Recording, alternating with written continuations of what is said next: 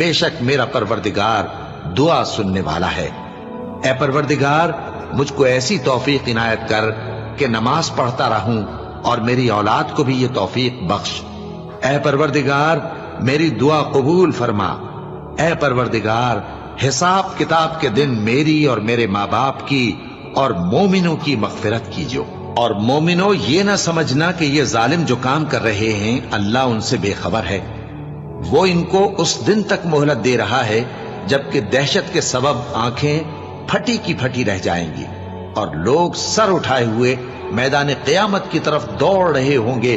उनकी निगाहें खुद अपनी तरफ लौट न सकेंगी और उनके दिल मारे खौफ के हवा हो रहे होंगे। और लोगों को उस दिन से आगाह कर दो जब उन पर अजाब आ जाएगा। तब जालिम लोग कहेंगे कि ऐ हमारे परवरदिगार, हमें थोड़ी सी मोहलत अता कर ताकि हम तेरी दावत तौहीद कबूल करें।